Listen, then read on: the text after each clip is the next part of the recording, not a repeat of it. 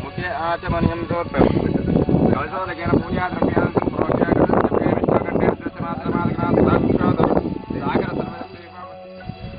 ఈరోజు అమావాస్య శుభ సందర్భంగా గోమాత పూజలను నిర్వహించడం జరిగింది.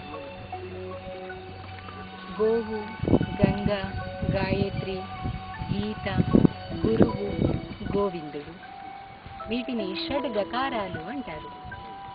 అంటే ఈ ఆరింటిని కనుక మనం కాపాడుకున్నట్లయితే భారతదేశ సనాతనమైనటువంటి వైదిక ధర్మం అంతా కూడా చక్కగా నిలబడి ఉంటుంది అని మన పెద్దలు చెప్తారు.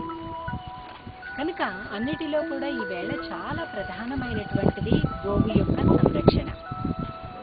గోవుని కాపాడి గోవు పాలు తాగి గోపాలకుడయ్యాడు శ్రీకృష్ణ భగవానుడు. కనుకనే గోవు పాలు తాగాడు, కనుకనే గీతాచార్యుడయ్యాడు. గోపూజలలో ప్రధానంగా పూజించటం అంటే పసుపు కుంకాలతో పూజించడం మాత్రమే కాదు, గోవులకు సేవ చేయాలి, గోవులకు పసుపు గ్రాసాన్ని అందించాలి. గోవు యొక్క సంరక్షణని మన బాధ్యతగా మన తల్లిదండ్రుల్ని ఎలా అయితే కాపాడుకుంటామో, ఎలా గౌరవిస్తామో, ఎలా వాళ్ళ యొక్క ఆలనా పాలన కూడా మనం తీసుకుంటామో, అలాగే గోవు యొక్క ఆలనా పాలన కూడా మనం స్వీకరించాలి.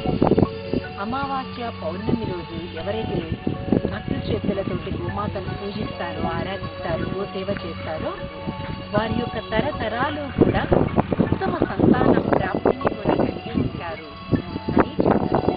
దీనికి అనేకమైన కోకొల్ల ఉదాహరణలు రఘు మహారాజును కూడా సంతానంగా పొందాడు దేవుడు.